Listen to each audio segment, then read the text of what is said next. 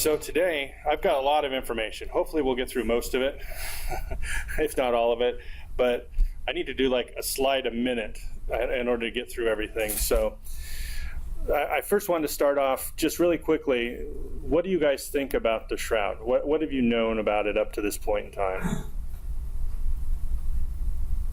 Well, I saw a video on it quite a few years ago, and I was incredibly impressed by it all. To me, it was a sure thing.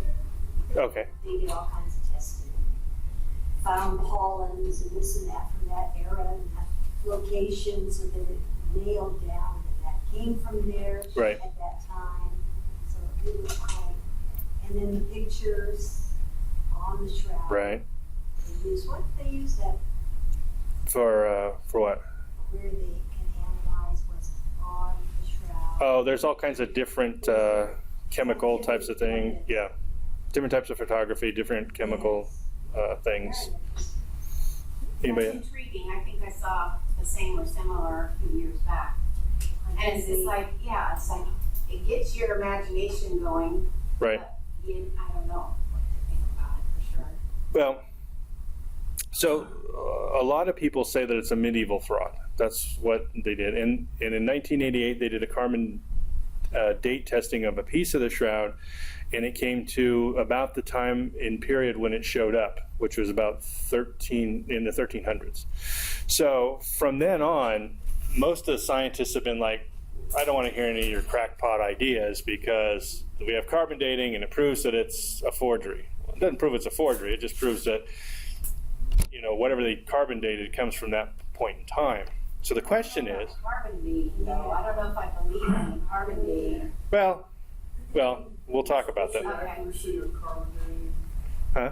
What is the accuracy back to how many years? Oh, 6,000 years. It'll go back to about 6 to 10,000 years, and it's usually fairly accurate.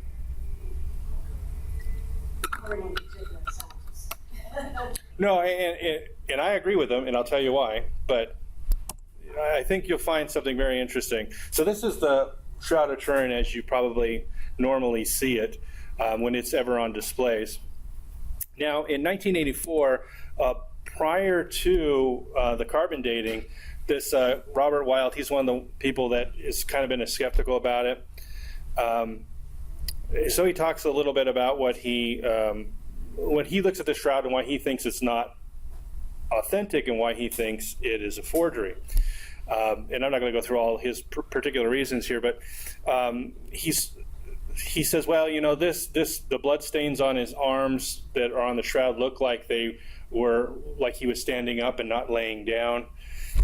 But most of his objections have been kind of dismissed by forensic medical examiners who say the blood that is actually on the arms are in the same pattern of somebody who was being crucified as if it was in this position, and then he was brought down and the blood had already coagulated and then the Shroud was put on him.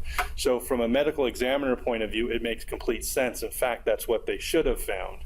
So he used it as an objection. So I just want to introduce you to this because some of these people's objections are kind of, a lot of them are like, well, I can make an image like this, but it doesn't meet all the same characteristics as the image on the Shroud. In fact, we still don't know how the image got on the Shroud, nor any of its particular idiosyncrasies, that it's 3D and not distorted 3D. This is kind of like a very weird thing that they have. Yes? Is the Shroud supposed to be the first thing that was wrapped on Jesus when he was taken down from the cross and then taken off when the linen was put on him? It was the first thing it was what was put on him, and we'll get to that towards the end, actually, how they figured out how it all came down. But yes, we'll get to that. So briefly, now for the folks that say that it's authentic, they say, well, this is the history of it. And I'm going to go through the history of it and show you how it came from Jerusalem to end up in Turin where it is today. So how did it get from Jerusalem to Turin throughout history? And then what evidence do we have for that? So we're going to look at some of those things to show that much to the chagrin of the skeptics who say it didn't exist before the 1300s, because we have no evidence for it. There's plenty of evidence that it was around before then. So we'll talk about that as well. Now, if you look in John 20, he talks about, and this is in the King James Version, but it says, when Simon Peter came into the sepulchre where Christ had been buried, that he saw 2 cloths and a napkin. Now, that's a poor translation of it. He saw the burial cloths and a headcloth is what they called it. So typically what happened when they took a body down off the cross, and this is typical Jewish customs, if somebody's been traumatized or anything like that, they will put a headcloth over their head. Part of that is so that people don't have to look at it, and other reasons for it, but that's just normal tradition for that. So when we talk about it, it says the linen cloths and the head napkin, we're talking about how many things? At least 3, right? So where are these 3 things, right? So when we'll talk about that, because I know we know where all 3 things are. So we're looking for something more than just the Shroud of Turin. Now, there's another thing called the Sudarium, which we actually have, and we'll talk about that. Actually, we know where the Sudarium was.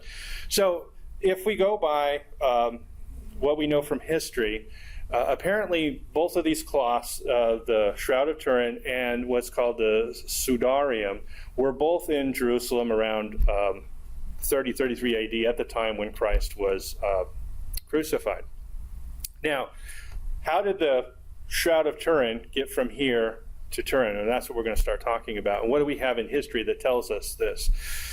The first thing we have is King Edgar of Edessa. Now, Edessa is north of Jerusalem. And apparently what happened to King of Edessa, he reigned from 13 to 50 AD. Now, Jesus Christ was crucified between 30 and 35 AD. So he asked for Jesus Christ to come up and heal him because he was sick. By the time his request got to Jerusalem, Jesus Christ had already been crucified.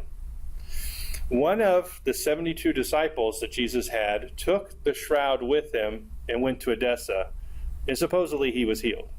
So that's the story.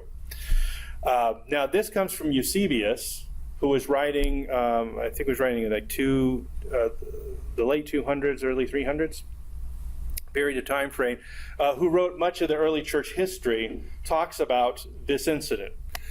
So apparently it went to him. Now, the way they described it was a napkin or a cloth that had the face of Jesus on it, and that's all they described it as. So people are contentious with this, and they say, well, the Shroud of Turin is this big, long, 14-foot long, thing. It doesn't match this idea like this picture has here of a small little cloth with the face on it. So they say, oh, well, this is the skeptic saying, well, this isn't the same thing. This is something different. Okay, well, is it or is it not? That's the question that we're going to have to come into. Let me propose that it is, and then we'll get to how it got there. So what we have is in between 33 and 50 AD, some time in there, probably closer to 33 AD, the Shroud of Turin would have moved up to Edessa. And interesting is, some skeptics also will say, well, Edessa wasn't really a Christian location or whatever. Unfortunately, it's just not true. It turns out that some of the coins that were struck in Edessa after that period of time, like 177 to 192 AD, actually, if you look at the picture here, you will see a cross on the king's head, meaning the king was a Christian. This is also a good indication of hard archaeological evidence that Christianity was alive and well in Edessa at 177 to 192 AD, in addition to, if you've talked to Jehovah's Witnesses, that it was a crucifix, a cross, and not a straight pole. So the idea that it was a cross is a very early conception. And this is archaeological evidence that kind of shows in that direction. So, now, how did the Shroud of Turin get misinterpreted as just being a picture of Jesus? Well, a number of people described the shroud at the period of time as a tetradiplon. Well, that Greek word basically means that you've doubled it in fourths. So in other words, it's folded, doubled in fourths. And this illustration here will show how you have the whole cloth and you double it into fourths. What you can end up with is just the picture of Jesus' face in a small little, be about this big, like the size of a towel, and it would have the face in the middle of it. Speculation is, and this is speculation, that they probably folded it like that and then put another piece of cloth over it with a circle cut out of it so you could just see the face. Now that's speculation. But this, now when we take pictures of the cloth, we can actually see where fold creases are. And there's some very light fold creases. There's other fold creases they're much more prominent, but there's some light ones that indicate that it was at one time folded like this. So is it possible? Yes, it's absolutely possible. So if this was the image that went to Edessa in between 33 and 50 AD, it disappeared. One of the later kings was a pagan king, and he persecuted the Christians. So it sort of disappeared and kind of disappeared from history. Nobody kind of talked about it. Then in 525 AD, there was a flood in Edessa, and part of the wall broke open. And when they went inside of it, they found a case, and inside the case was this, they called it the Mandalian, which was, that is word for little towel, that had the image of Edessa on it, which was the image of the face of Christ.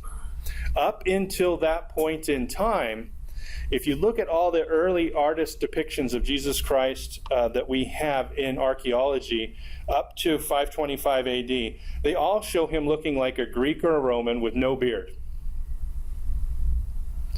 After that point in time, you will see that all the artistic renderings of Jesus Christ follow some very particular guidelines. And there's a gentleman who, in the 1930s, a French guy, Paul Vignon, he looked at all the old iconography of Jesus Christ, and he said, hey, there's some very particular things about all these icons of Christ. They all show his hair in certain format. They all show like a little U shape between his eyes. And he has about 30 or 40 of these different things that are called, they call them Vignon marks. And basically say, hey, it looks like they were all using the same template to make the image on all the frescoes and everything else after 550. So we have something from 550 in the Sinai Peninsula in St. Catherine's Church. This picture here, and it's called Christ the Pantocrator. And this image here, if you take like from the side of the lips to the eyes to the bridge of the nose, and you do a geometric thing to measure it, 180 congruent points line up with the Shroud of Turin. In a court of law, someone could go to jail for murder with only 37. So we have 180 here. So this is enough to say that at one point in time, either somebody looked at this image to make the image on the shroud, or somebody looked at the shroud to make this image. Now, supposedly, this image of Edessa was then found in 525.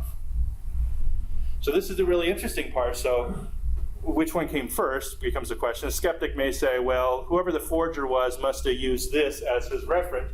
Okay, so now we're talking about, in thinking your mind as we go through all of this stuff, what a forger would have to know in order to forge this. So now he has to know about this image that is down in the Sinai Peninsula, and he's probably in France. And he has to copy this, but he has to copy it in such a way that it's going to be 3D and not 2D from a 2D image. So he has to make a 3D picture of a person to put it on there. So he has to know this. Why did he pick that one versus anything else as well? So now this doesn't necessarily prove that it was the Shroud of Turin, but it makes you wonder. Somebody knew about the Shroud of Turin at that point in time. And it's funny that there's this mysterious change that everything after 525 AD all conforms to this normal pattern of the image of Christ. Yes? What was it that made somebody think this towel that came from this first wall was related to the Shroud of Turin? What made them first believe? What is the evidence showing that this finding was the one used for Jesus? That this was the napkin, or that this... Right, so there's historical accounts of this napkin that they found in Edessa. There's a historical account that the shroud left from Jerusalem and went to Edessa. So they find this thing in Edessa, but they call it something different than the shroud. The word that they used is like small napkin or towel. that had the image of Christ. When they describe that image, they say it was not made with hands. Now, later on, we'll find out, we'll see that when the shroud moves to its next location, how they describe it will be the next thing we'll talk about. And I think that'll... Well, I guess what I'm asking is, when they found the towel, was there some kind of written documentation with it? No. Just find a towel and somehow... Yes. Connection. What's the connection back to the time of Jesus? Just the Eusebius remarks. Eusebius's remarks, the written history by Eusebius, and later on we'll talk about the pollen evidence that they found as well. So there's pollen evidence, and we'll get to that here in just a moment, that corroborate this, which is a good thing that I wanted to bring up right now, that I just read in J. Warner Wallace's book when he's talking about God's crime scene. He says this: when multiple divergent lines of evidence all point to the same conclusion, you can trust you're making the proper inference. The evidence for a beginning, and he talks about the evidence for the beginning of the universe, but he's a police officer, and he's basically saying if you have multiple lines of evidence, they all point in the same direction, then the more you have, the more confident you are that this is the case. And we're going to get to that. So when people described it, they called it something that was folded into eighths, basically. We'll talk about the pollen evidence and other things as well.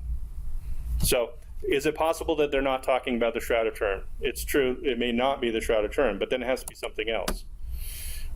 So from Edessa, now, yeah, now 525 AD, it's in Edessa, it's found.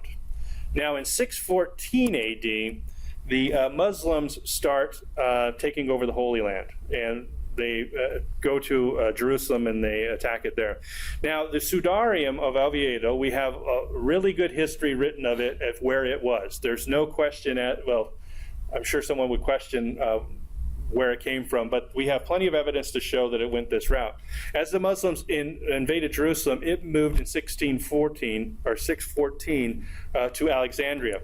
Well, if you know anything about that, the Muslims went there. So it moved on from there and actually moved to Spain and ended up in Seville. So as the Muslims were going across the North African continent, it was moving just ahead of that.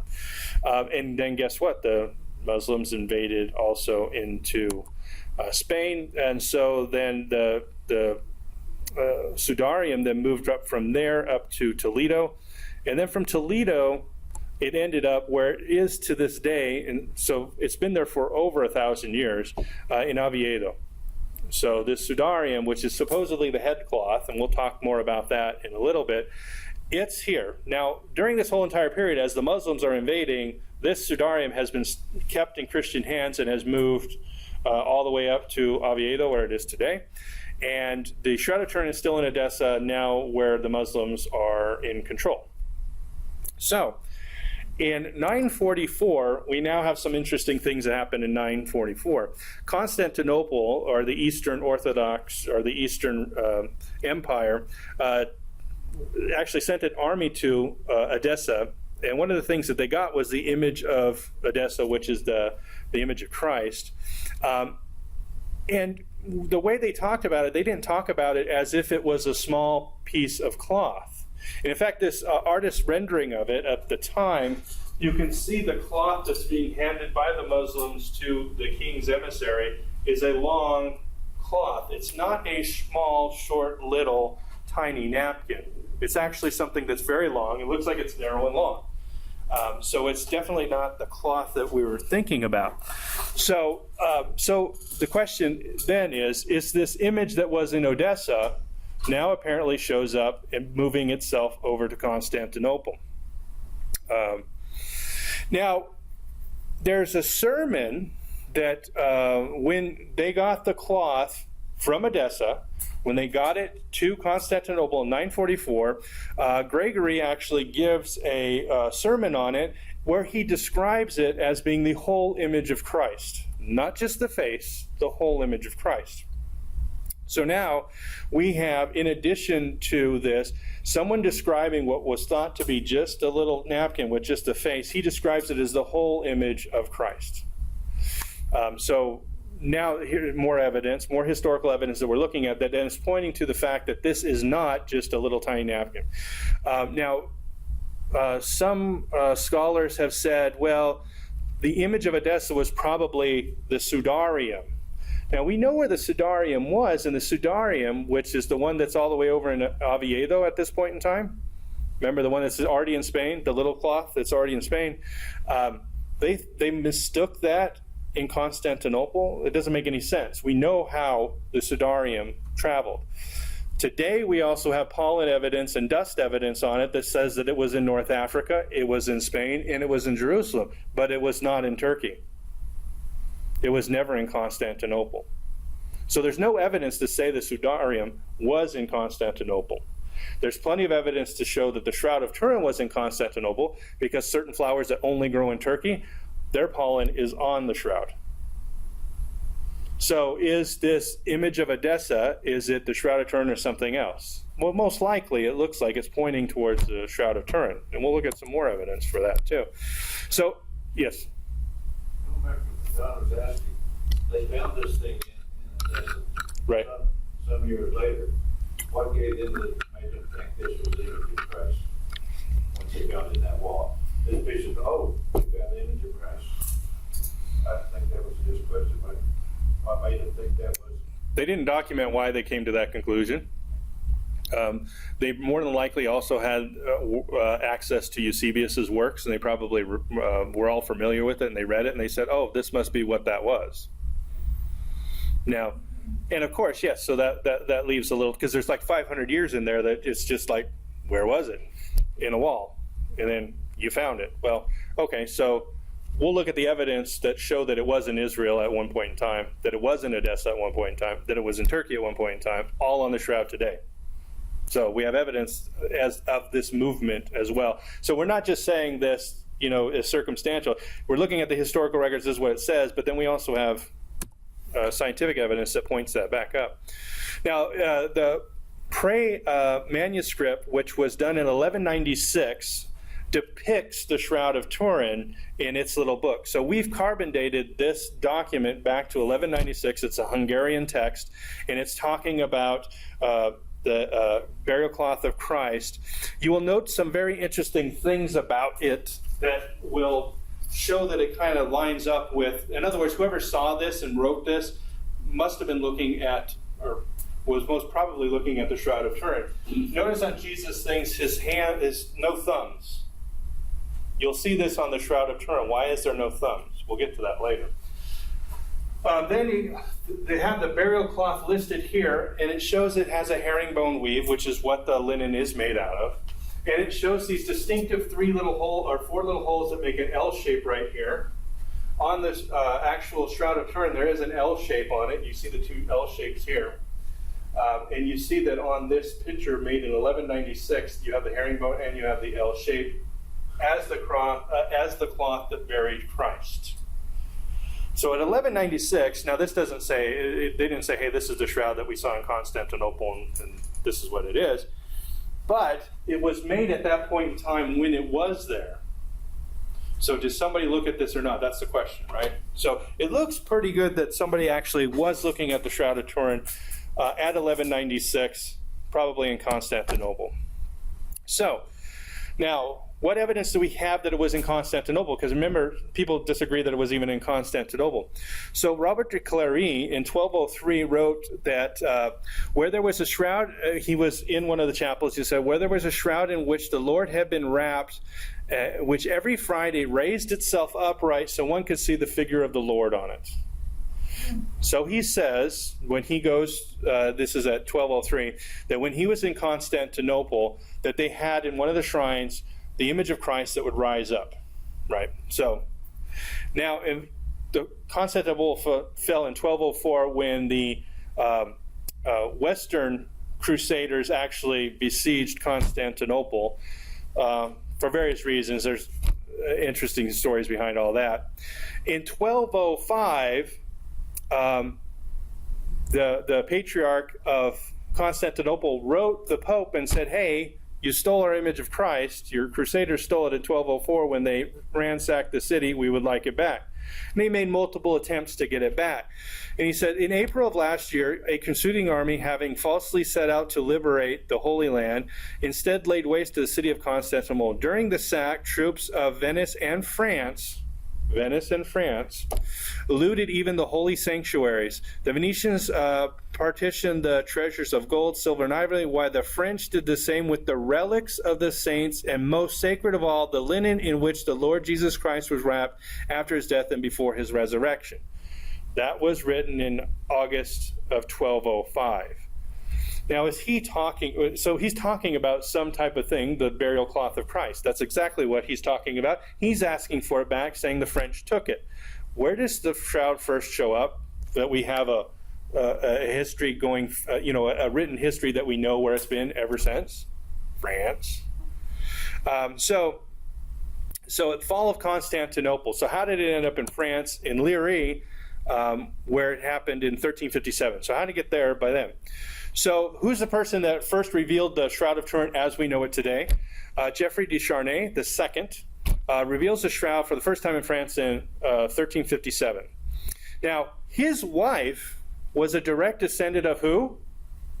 Robert de Clary. Where did we hear his name before? He was the one that described it and saw it. He was a French crusader. Who got blamed? Who was the French crusaders that were ransacking and what did they take? Interesting. Now, the coat of arms of the de Charnay family are on this thing that's called the Liry medallion. And basically, anytime somebody would go to go see a relic in the old days, it was just like you going to see Mount Rushmore. You would go into the gift shop afterwards and get something to take home with you to say, hey, look, I went and saw it, whether it be a hat pin, a coin, or whatever else it was. So these types of things here, this medallion, was something that people would take as a keepsake to say, oh, I went and saw the Shroud of Turin. Note that it is the Shroud of Turin. It's got the same dimensions and shows the image the same way. Anyways, from this point on, we have a written record and we know where it's been ever since. So prior to this, there is some gaps in there, but we have evidence that suggests that it's the same piece of cloth. Anyways, so it ended up now going from Istanbul, or Constantinople at the time, all the way to Liry, France. So now this is where we have an unbroken chain of custody where we know where this thing has been. Now at the time, a bishop claimed that de Charnay had a relic that was not true. It wasn't true, that it was a forgery. And so the bishop actually says that he wrote that he had somebody that said that it was a painting. So the bishop says, I got somebody that says it's a painting. However, he never brought this person forward. And later tests on the shroud show that there's no pigment dye on the main image. There is no painting on the image. But he says he had a painter who can testify that it was, but he never produced the person. Well, what it turned out was the bishop did not like de Charnay getting everybody not to go to his chapel, but going to his thing and making them rich, right? So, anyways, now were the Templars involved with all of this? This becomes a really interesting thing, and whether or not the Templars had something to do with it or not is a side issue, but it's really interesting that in 1307, the Knights Templar were charged in France with heresy because they worshipped a mysterious idol. And what was that mysterious idol? A bearded man. The image of a bearded man is something that they were worshiping. So, and they found evidence of this in 2009 in a Vatican archive where they were actually talking about it. One of the two leaders that was burned at the stake for this, guess what his name was? Geoffrey de Charnay. Now, it's not the same one that is the father of Geoffrey de Charnay. There's another Geoffrey de Charnay, and they're all in the same place in France. Anyways, he was a Templar, and he was burned at the stake for worshiping an idol. Now, Geoffrey de Charnay I, in September of 1356, died when he was fighting a battle. That's the father of the Geoffrey de Charnay II, who is the one who first displayed the shroud. So what's the connection here? We don't know who the connection is. Now, the same name in the same location. So is he the grandfather? Why is the son called the first and the grandson called the second, or was he an uncle? We don't know. But the same name, tied to the shroud in other ways. Now, this is all circumstantial. It doesn't really point to the shroud, and whether the Templars had anything to do with it or not, it doesn't really even change whether or not the shroud was where it was. But the Knights Templar were known for their keeping of relics and trying to get as many relics as they possibly could. So, now Margaret of Austria, she's the one who is descendant of Geoffrey de Charnay. In 1464, Duke Louis I of Savory brought the shroud, and then Margaret had it, who is a granddaughter of de Charnay, willed it to the church finally. So it left the family and went to the church. But she stipulated that a piece of the cloth be taken out for her so that she could keep it in her chapel. Now, that was in the will. Did they wove in another piece or something like that? We don't know. All we know is that part of it was taken out according to her will. Now, we don't know if it actually ever was or whatever happened to it. But it's interesting, and we'll come back to what that might be. In 1532, there's where the fire happened in the Chambray Chapel when it moved to Chambray. And then the nuns of that location wove in new pieces of fabric to repair where the burn marks were. And here's an example of one of the burn marks, and they wove in another piece into it. So the cloth would not deteriorate further, right? So the burn marks, they cut out, put a new piece of cloth in there to protect it. So now we're in Chambray, where it moved from Lire, and now it's going to move to Turin, where it currently sits today.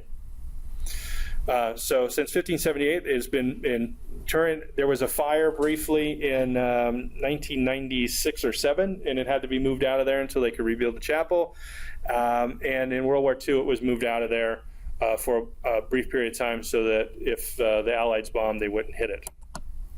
So now let's look at the scientific investigation. So we look at history, and this is the picture that we can kind of put together with what we have from history. There is a little bit of controversy. Was it really in Constantinople? Was it really in Edessa? Most other things, if it wasn't the image of Christ, most people would not have a problem with saying, oh, sure, it was the image that was in Constantinople. Yes, it was the image that was in Edessa. It perfectly makes sense. Many skeptics have actually said that they agree that, yes, if there wasn't the image of Christ, it makes sense. But if it's the image of Christ, well, now, whoa, this might be evidence of a miracle, and we can't have that now, can we? So what happened in 1898? First photograph of it was taken. When you take a photograph in the old days, not with digital cameras today, but when you did it in the old days and you take your image and film, you put it in there, and when it would be exposed, it's a negative. Well, if you take a picture of a negative, what do you get? You get the positive as your negative. When he took a picture of the Shroud of Turin, he got a positive image. So what does that tell him? That it was a negative. The actual Shroud of Turin is a negative image. So now, let's go back to this. Whoever the forger is, if there is a forger, had to know photography 500 years before photography existed. He'd have to understand how that works. Now, did he just stumble upon it? Maybe, who knows? But now, in addition to that, what makes this most interesting, because if you take an image, just a regular flat image, you won't be able to actually make a 3D representation of it. But guess what? In 1976, Dr. Jackson of the United States Air Force actually took that image and was able to show that it's actually a 3D image. But using the same tools that they used to get figure out what the landscape of the moon was from pictures. So they can tell elevation of mountains and stuff like this by taking the images and make 3Ds. If you do this with just a flat picture that you have of yourself, it's not going to be a 3D image of you. It'll look all distorted. That means that however this image was made, it was made off of an actual 3D something. We would say a 3D body, right? So this really sparked a lot of curiosity in it. Now, in the 1800s, they said, hey, this is a negative. Now this guy's doing this, and hey, it's a 3D image. So people are like, whoa, we need to investigate that. So in 1978, a bunch of U.S. 40 scientists from Los Alamos Lab, NASA, United States Air Force, JPL. 38 of them are agnostic and only 2 of them are believers. So these are all the scientists that are looking at this shroud. They all believed it was a fake when they first went to it. They all left convinced that it was not a fake. Right? So this is a huge thing. Now, we're not talking about Christians coming there and looking at it and then Christians saying, yes, it is a burial cloth of Christ or anything like this. No, they all believed that it was authentic at the time. Now, why did they do that? What was the evidence that they cited? First thing that they looked at was the pollen evidence, which you had talked about. There's 3 types of pollen that is only found in Jerusalem. Now, a forger in the 13th century would have to know that the pollen in there is different than the pollen there before they had microscopes to see these things, to see that it's different. Right? So, all right, so on top of this, he has to make a 3D image, part 1. Part 2, he has to make it so it matches this change in all the icons of Jesus Christ, matching a very particular one that's in Sinai at 180 points of congruency. He has to figure out the pollen that it exists in Jerusalem to make sure that he gets some of that on the shroud, because little did he know, but in the future we're going to be able to look at that stuff and analyze it and determine where it came from, even though he didn't know that even such a thing was possible. 14 types of them are unique to Israel. 58 types of pollen that were found on it come from Istanbul, France, and Turkey. So again, now we have evidence that the shroud at some point in time must have been in Israel, it must have been in Turkey, must have been in Constantinople, and it must have been in France at some point in time, because pollen from all of those locations is on this shroud. Now, a forger in the 1300s, why would he go back and say, oh, there's this story about this napkin, and I'm going to interweave that story into this, so that when I make this fake, that they were going to be able to go back and say that it was the image of Edessa and it was the image that was taken to Constantinople. Right? So that seems kind of a little far-fetched, but hey, that's what we say. Now, what else did they find on the shroud? Very interesting. They found blood, and they have a blood type AB. So it's human blood that they found. There's an MNS, and the S part of the, so when they did this, is distinctively human. So it's not chimpanzee blood or anything else. So whoever it was blood from a human being that's on the shroud. It has XY chromosomes. So it's a male. So it's a male person that was blood that we were talking about. However, the DNA is degraded to the point that no one's ever going to be able to clone Jesus or whoever the person was. They did note that it was bright red, and at the time they didn't understand why it was bright red. But apparently there's a thing in red blood cells called I don't even know how to say that. Say it again? Bilirubin? Yeah, that sounds about right. Is an indication of severe trauma. In other words, when the blood is bright red, it's because this substance ends up filling up the red blood cells because other red blood cells rupture, making the blood that actually comes out bright red. Not the regular darker red that we're used to, a very bright red. And when it stains whatever carpet or whatever it is, it's an indication that the person didn't just bleed out, it was severe trauma. Again, this is something that a medieval forger had no idea that this was possible. He would have to also know current medical practice or current medical science today in order to have made this. He wouldn't have to know that. He would actually have to beat somebody to death to get the blood to be that way and to know that there's a difference. So this is what a forger would have to know. And yes, this is possibly the blood that was paid for me and you that you're looking at in this picture. Anyways, what they found is the image is not a painting because there's no paint, resins, or dyes on it. It is not a drawing. It's not a rubbing. It's not a scorching. It is not a photograph. It's not bleaching, and there's no dyes and pigments on the image of the shroud. So the image part of this, it is not characteristic of any of these things, which makes it really kind of strange. When they took it, the idea, and they put if this was a cloth and was actually in a living body, there is space that the image would have to jump. So it kind of like a photography that part of it, like the cheeks would be touching the cloth, but the eyes would not be touching the cloth. So the image has to jump from the body to the shroud. So this was a very confusing thing for them. How would it do this? How would a 3D body just like push itself to the shroud? So what they best speculate is that it's some form of radiation. Radiation does this. Something like X-rays or something like this would be able to do to make the image jump. They still don't know how the image got on there. Like, why did the image show up on the shroud in this?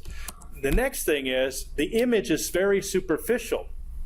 When you look at one fiber of linen, there are 200 what we call fibrils, which is the little tiny fibrils. And each one of those is only 0.5 microns thick. The image is only on the top 2. So if I took a piece of cloth off of here and I hold it up here, there's 200 little tiny cloths inside of it. It's only on the top 2. Interesting. It's also not under the blood. So it means the blood was on the cloth prior to the image being put on the cloth. So what came first, the blood or the image? The image. No, the blood came first. The image came later. So this is very interesting. And the other interesting part about it is the image, you can see little pieces of it. There's no image under the blood, which we just talked about. But there's also the fiber right next to it has no image on it. So it's very particular. So anyways, now it's consistent with the biblical account of how Jesus was crucified. And there's a swollen cheek and nose bone, which you can see on this side. It's more swollen on this side. There's a crown of thorns. We'll get to that because there's an interesting thing about that. There's scourge marks on it, just like it says. There's evidence that he was carrying a cross. There's nails in the arms and feet, and a lance to the side. There's evidence for all of this on the shroud, and you can actually go through each of the individual parts of the shroud and zoom into them, and they found it all. And actually, a number of medical examiners and forensic scientists have actually looked at this to see if it's consistent with the biblical account, and it is. In fact, so much so that they found the whips that they used to use in the old days, and it matches archaeological whips that they found in the ground, match the type of markings that are on this person's body. Again, a forger would have to have known this, right? Forger would also have to have known to make abrasions on the back where somebody would have been carrying a beam. Now, a person who's been badly beat probably could not carry the entire cross, and that's why you always kind of see him carrying just the one piece, which was a typical Roman custom. But that typical Roman custom that we know of matches the evidence that we have on the body's image. The funny thing with that is, how did a 13th century or 14th century forger know this? Because by that time, they really didn't understand Roman customs. Also, it's through the wrist. So the evidence on the Shroud of Turin is that the blood is here on the wrist, not through the hands. Every depiction of Jesus Christ that you'll find in every Catholic church at the time, when the forger would have been around, shows it going through the hands, not the wrists. Forensic scientists have determined today that if you put it in the hand, it would just slip right out. But if you put it through the wrist, there's a nerve right there, and that nerve, when you hit that nerve, will cause your thumb to go like this. Interesting, right? So not only does the image not show a thumb, which goes back to that other picture that we also have, but it also fits the forensic evidence of the medical examiner if you actually put a nail through here. So this is kind of interesting too. So in the old days, they always thought it was through the hands, and you always see the depiction in Catholic churches where it's going through the hands. So why would a forger do something different that meets medical science today and what we know about archaeology today, as opposed to what the Catholic Church was showing? Again, the forger would have to know this. Also, the forger would have to know that it wasn't a crown of thorns that you normally see that's just a little wrapping, like a round thing, but actually like a cap of thorns. So what they found is that the the puncture wounds that are on the head of the person in the shroud, it's more indicative of a cap of thorns, not a round just halo of thorns. Now, most Christian representations of Jesus Christ will just show the wrapping of thorns, not a cap of thorns. Again, so he had to deviate from tradition to be accurate with what we know today about how the Romans did things. And again, here's the flagrum, or the scourge. And you notice that at the end of it, it has like it looks like a little dumbbell. Those dumbbells that we found in the ground, evidence of how the Romans used the scourge, we find also the contusion marks that are on the back of the body of the shroud.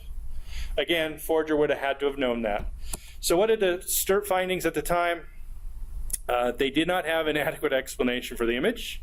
They couldn't figure it out scientifically. They looked at it from a physical, chemical, biological, and medical point of view when they looked at it. At present, the type of solution does not appear to, by the best members of the team, they can't figure out what it is. And they have failed, to this day, to create an image that meets all the characteristics of the image on the shroud. Lots of people have said, oh, I can put a 3D image of Christ and I'll get it hot and I'll put it on here. When they've done it, it's not a 3D image. This is the big thing. So there's a guy out there and he's got a website and he says, well, look, I can make the little image of the coins that are on his eyes by burning it, which I haven't got to that evidence, by burning it. Well, yeah, that's great, but that's not what the image on the shroud is like. So you have to account for all of the characteristics of the image on the shroud, and no one has yet done that. There's a lot of people that say they've done it. In addition to that, evidence also was found that limestone, now, who would have thought that limestone's different depending upon where you are in the world? But apparently it is, and we can determine where something is, where it came from, depending upon the limestone that's on it. So guess what kind of limestone we found on the shroud? Limestone from Israel. Jerusalem. Now, the question is, how did the forger know that we would have microscopes and we would be able to test all this stuff, and that the sandstone that is in France is going to be different compositionally than limestone that is in Israel?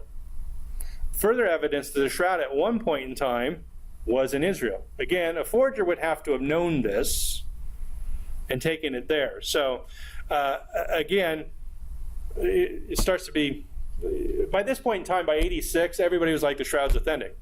Then, 1988, they do a carbon date testing, and then they release it, and they said, hey, it's actually from 1260 to 1390 with a 95% certainty rate.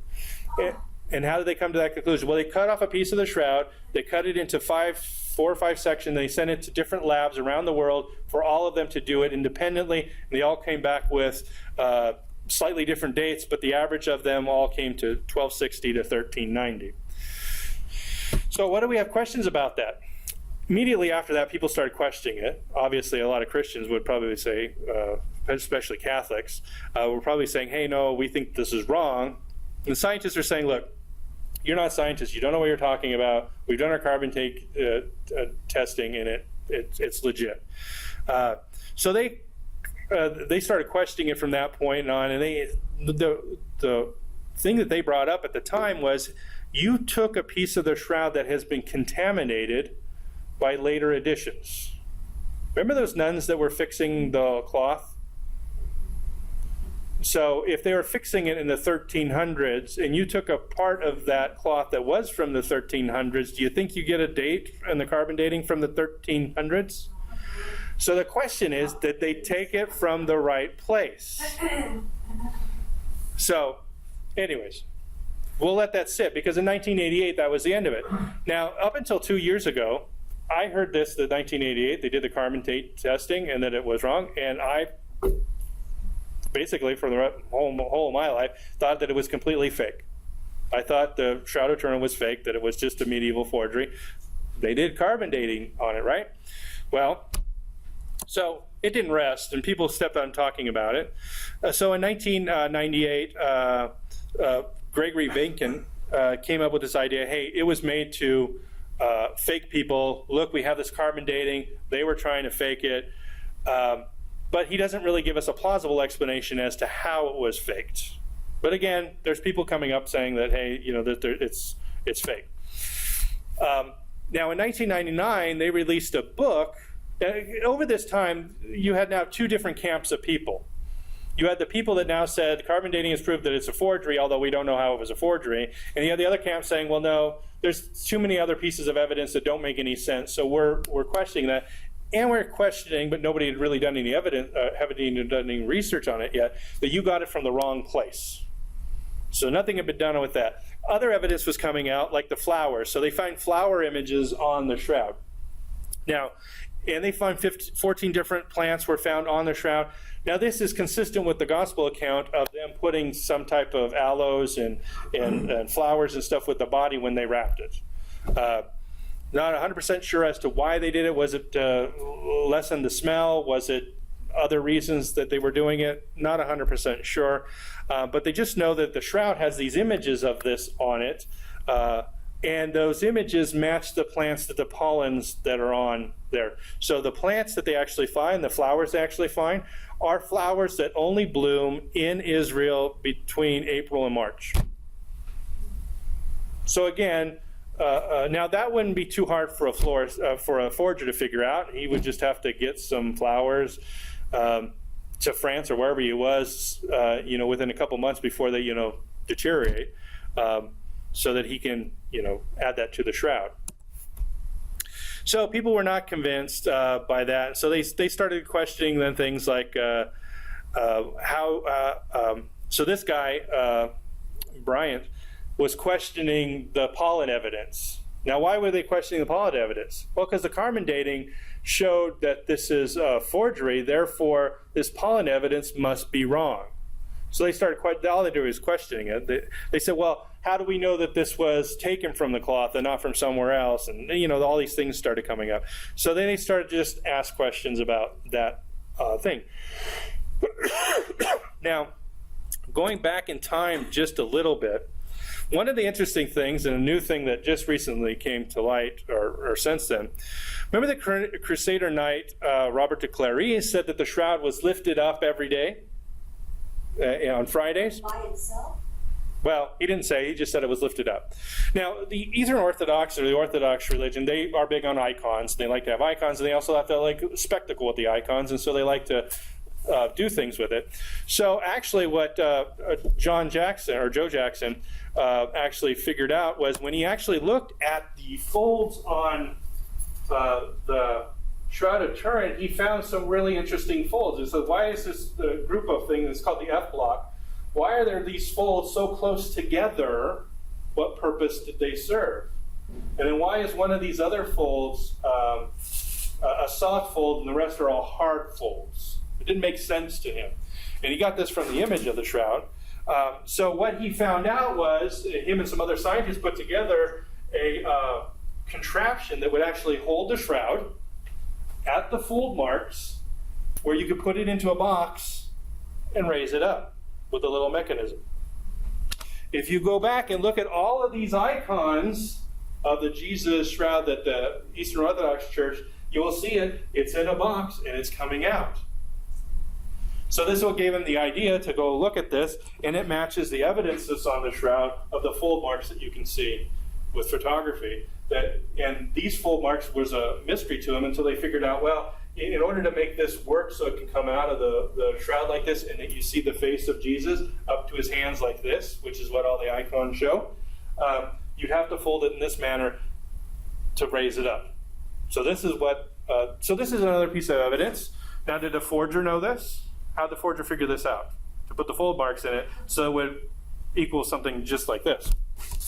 Now, remember we talked about, there was 3 cloths. We've only talked about 2. The Sudarium, which we haven't really talked a whole lot about, other than we know where it was because it has a written history. And then the other one is, where's this, the linen cloths? It's plural in the Greek, so it's talking about 2 different things. So Dr. Jackson actually showed that here is the second piece of cloth right here. See that long strip right here? It was rewoven on.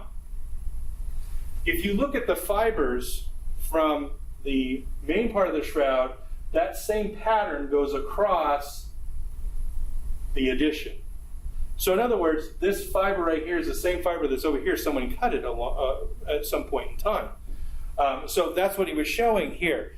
Now, why would they have done that? We'll get to that here in a second.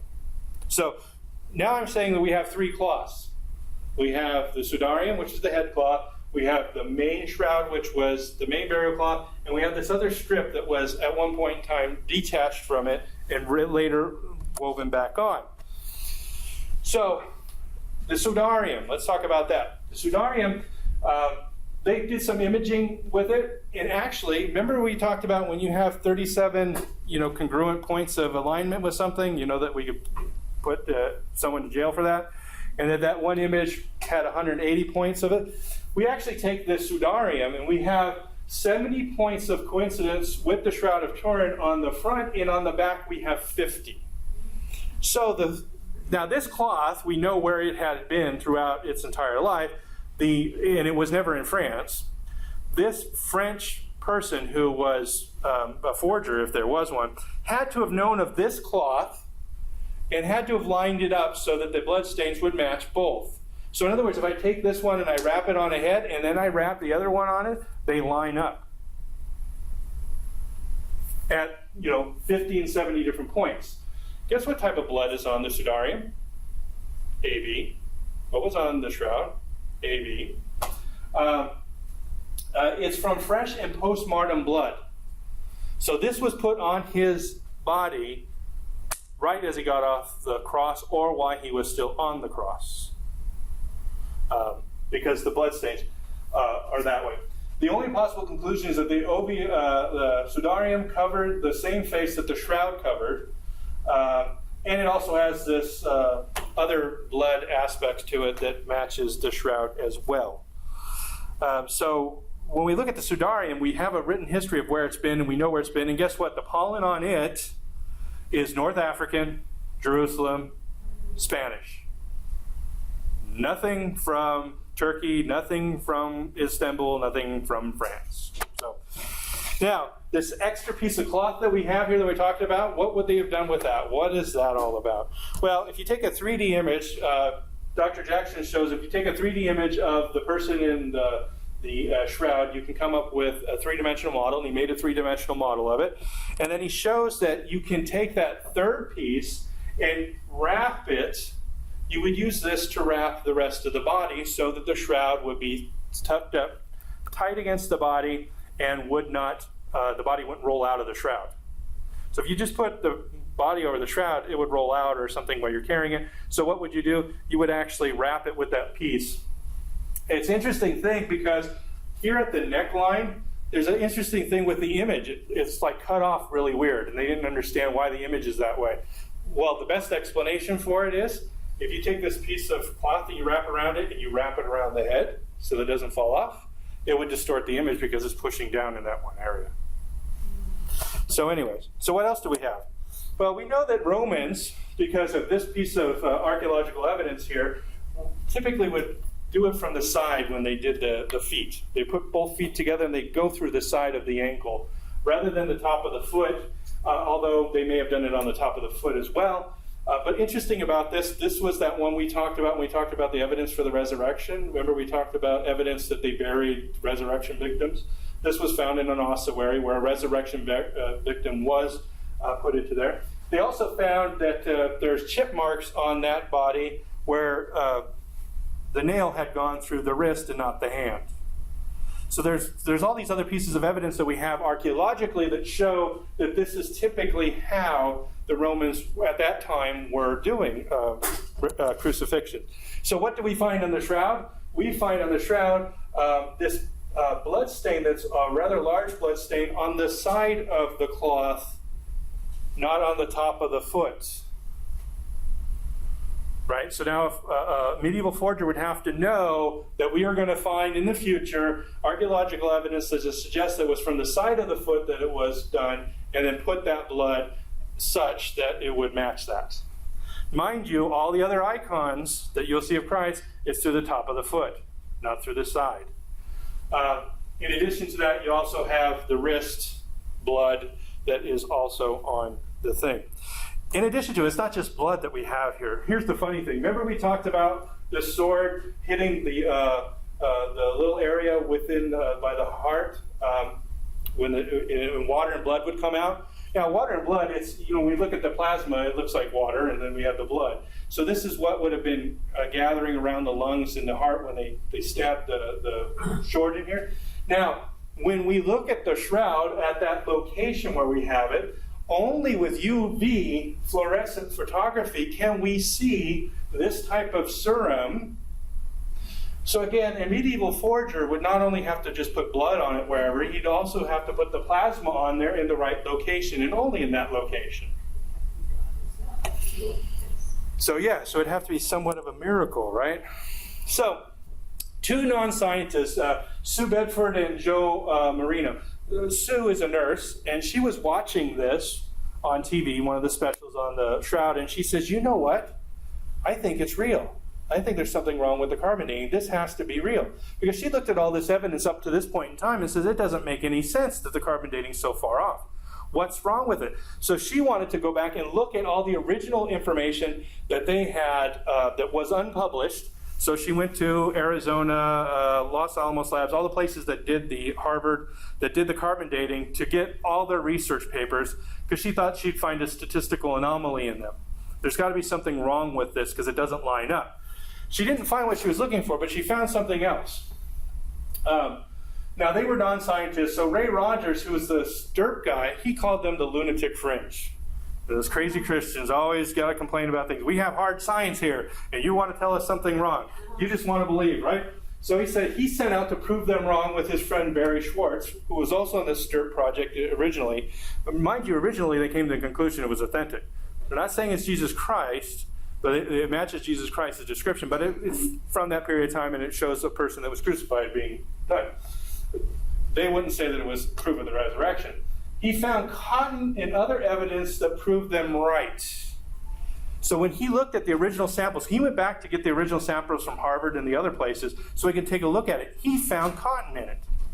Cotton should not be in there. So what was it? The rest of the shroud had no cotton in it. So what do people that do when they actually try to repair stuff? They actually interweaved it like this. The French women were very good at this. They would take the fringe of the original part, they would take cotton on the other part, and they'd interweave it in together, so you actually have both types, the linen and the cotton together. The cotton is going to be white and the linen is going to be yellowed, so they would actually put a dye over that so that the cotton would be dyed. Guess what? They found evidence that that was what happened. And if we take a look at the location where they actually took the samples, which is down here in this little corner, this is where they took the samples at the very edge of the location. So he actually ended up writing a peer-reviewed, published scientific journal paper about why he thinks it's wrong. And he looked at a bunch of different things and basically came to the conclusion that the radiocarbon test was invalid because they took it from a location that actually was contaminated with a repair job from the 13th century. So he lost his battle with cancer 5 weeks after it was published. So he died. He hasn't got to see any of the outcome of this. But when he looked at it, he looked at these different ways of looking at it, different chemical tests with it. He found that it had organic dye, it had a mordant in it that kind of holds it all together, and some other stuff that is not found on the rest of the Shroud of Turin. It's just in that location, right? So now he's saying, so he basically said before he died, he thought all these people were lunatics, and now he's saying, no, they're right. This was wrong. This was taken from the wrong place. This is the wrong place that we should not have tested that location. There's other locations that he said we should have tested. He says other dating tests actually show in linen there's a thing called vanillin, and basically it over time deteriorates to the point that the linen no longer has that substance in it. And it has a kind of a predictable decay rate. So he took some medieval stuff that we know from the 1300s and he tested it, and it had this substance in it. He took old stuff like the Dead Sea Scrolls and tested it, and it doesn't have it in it, right? So if it's from 2,000 years ago, it's not going to have this stuff in it. And so he actually did tests from parts of the shroud, because they actually took 3M made tape for him, and they put tape on it and they pulled it off, and that's how they got some of the fibers. So he took some of the fibers from the main part of the shroud and he tested them. Guess what? He didn't find any vanillin in it. test the areas where they used for carbon dating. Guess what they found? They found it in it. Another evidence that this is not the same part of the shroud. It's a patch job that was done later. So they actually did photographic evidence, and this is another way of looking at it. By taking this picture, you can kind of see where it's darker. This way of taking photography shows you whether there's different substances in here. And this lighter color would be linen, and this darker color would be cotton. And you can kind of see that where they took the sample from is mostly cotton. So of course they're going to get a date that is like that. And here's another one that also shows the discoloring also. In addition to that, you can look at the same fibers here. Fibers from the shroud do not have any cotton in them. Fibers from that corner have cotton in them. So someone interweaved cotton into the linen to try and repair the job. Not only that, Sue Beffert and her husband both published two articles in Chemistry Today. So now they're into the writing in scientific journals that are peer-reviewed and everybody's looking at. If you look at this image of the yarn from one side to the other, because not all of this was tested, right here, if you go right through here, if I pointed out to you, this herringbone weave is different than this herringbone weave over there, because it was two pieces were interwoven together. And you can see the difference in that. And so that's what they talked about. Now, since then, also other things that they found is images of coins over the eyes. Now, we don't have any evidence that Jews would normally put coins over the eyes. Now, pagans did that. And why do pagans do that? Pagans did that because when you go to the river Styx, you got to pay the boatman to get you across, right? So nobody would think that they would put coins on Christ's eyes, unless his eyes were open and they were trying to close them and keep them closed, which is another more practical reason why people put coins on people's eyes. So they close and put it in there. So if we actually take images of the shroud and we pull out the patterns that are on the two eyes, we come up with two different coins. One of them is the pilot coin that dates from 29 AD. Now, it's not 100% clear one of the letters here, and so a lot of skeptics say, well, that could be this letter in Greek, and therefore it may not be that coin. Well, they haven't found any other coin that looks closely enough to it to prove that it's not that coin, or that a coin like that didn't exist. So anyways, you can take a look at it. Now, coin evidence or not, who knows whether that's really a great thing. But it's interesting because, again, remember what J. Warner Wallace said. If we take all the evidence and we look at all the direction the evidence points, all the evidence points to an early date, something that was actually on Jesus Christ. None of the evidence other than the carbon dating, which we actually can show was from the wrong point on the shroud. No evidence points that it's a forgery. No evidence points that it wasn't to Jesus Christ. In 2013, some Italian guys actually did some tests on parts of the shroud that they were able to get from these locations, just the fibers, they did it. They had 3 different methods of doing the test, and their datings all come to, drum roll everybody. So their tests have a 95% confidence rate from shroud particles that are actually on the main part of the shroud, 33 BC plus or minus 250 years, which puts it in the range of the 1st century. This just came out in 2013. It's still written in Italian. You don't have a English copy of it yet. 2015, January of this year, in Chemistry Today, another gentleman is writing about the aloes and perfumes that they found on the shroud and how they match with everything else. So what does this all say? And when everything's said and done, this actually just came out a couple days ago from the Orthodox Church. The Orthodox Church was actually talking about this, and they said, look, this isn't going to change our faith, whether or not this is true or not. It's not based on our theology. It's not going to change our theology and all this stuff. But for those of us that believe in it, it's confirmation for us. But it may not necessarily change anybody else's to believe. And if it wasn't true, he says it's not going to change Orthodox belief in Jesus Christ. So it's interesting that he's saying, hey, whether it is or not, he says, on the other hand, the shroud provides a visual document of something that the evangelists describe in only a few terse words. They crucified him. So So you take it however you want to take it. I mean, there's plenty of websites you can go to. There's two really good websites that have resources, shroud.com and shroudstory.com.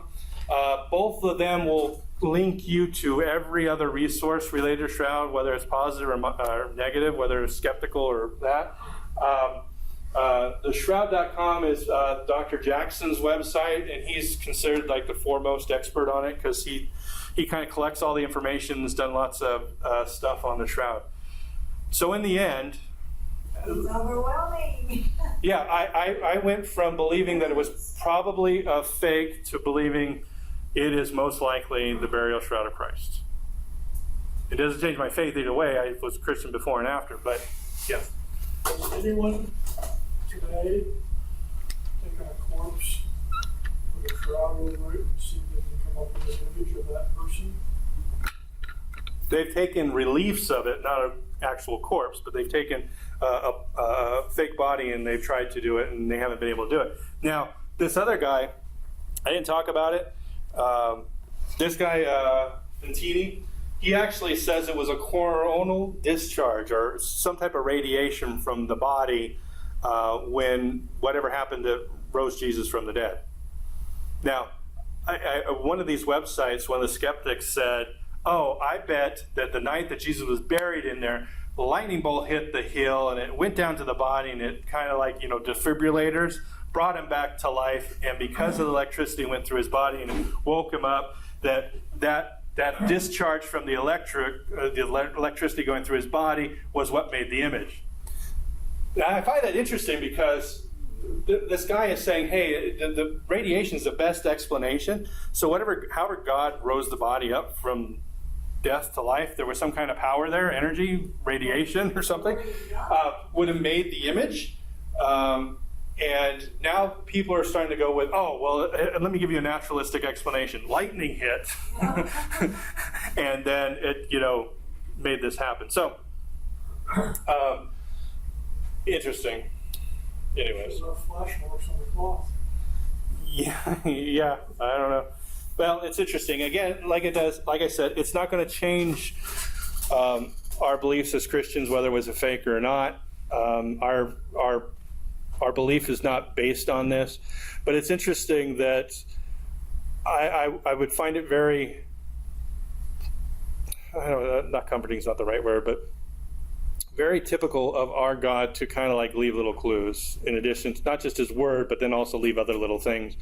Because it's funny because we find things in archaeology and we find stuff all the time and it seems kind of like benign and stuff like that, but then it turns out to be very significant when it comes to validating the biblical account. And I think this is just another one of those things. But again, if it's possible that it's, I just don't think it's a forgery. I mean, look, what did we determine that a forger would have to know? Things that a forger at the 1300s would not have known, that only modern science knows. So again, I think the carbon dating was accurate. I just think it was from the wrong spot, clearly from the wrong spot. It's all the long way through. God's always made it a little difficult for us. We have to do some research. Right. Digging. If it makes it too simple, then I don't think it has the power of allowing us to believe what we believe. Right. So I think it just all comes together where it's undeniable. It's there's a thing called epistemic distance. It's a theological term, and it's that God does not reveal himself so that it's compelling that you have to believe in him. Yeah. So he has to give you some kind of distance, otherwise you have no free will. You don't have the freedom to. So at least that's what they call it. And nobody's gone back and done any carbon dating on a different area? Well, they're asking the Vatican if they can do it on other areas. Now, 2 points that Ray Rogers pointed out in his article. One, that taking it from the regular part of the shroud may not help because the Vatican had sprayed inside of the case that holds the shroud what's that kills everything? Sterilizer or whatever it is. They sprayed this in here, and that sterilizer will kill anything, any bacteria. It kills everything. The problem is that also contaminated the cloth, And so if you do anything, you're going to have to make sure that you're not getting any of that, whatever they sprayed in there, on that. So he suggested if they do some of that, to do where the burn marks were from the 1300s, from the original cloth, not the interwoven ones, because those are clearly the original shroud, 1, 2, because they weren't repaired, and then 2, because you'll be able to remove any stray stuff from it, because when it gets carbonized, everything else won't stick to it. So you can clean it so that you can get a good reading from it. So that's what he suggested that they do. Now, they actually recently just took out what the nuns had put in that repairs. They actually just took those out of the shroud, so they're no longer in the shroud. They just recently did that. And part of what came off with it was some of the burned marks. And that's why he was saying in 2000, just before he died, that's where they need to go and do the test. The Catholic Church already removed it from the shroud, so let us have it and let us test it. I mean, it's what he was saying at the time. So, and there's a whole bunch more. I mean, I tried to crunch into an hour, 15 hours worth of stuff. But, and there's a lot of it too. So anyways, dear Heavenly Father, thank you for this class, and thank you for our time together learning about your resurrection and what is most likely evidence of it. We thank you so much for giving us this information, and please be with us as we talk to other people and help us to give a good case for Christianity. In Jesus' name we pray. Amen.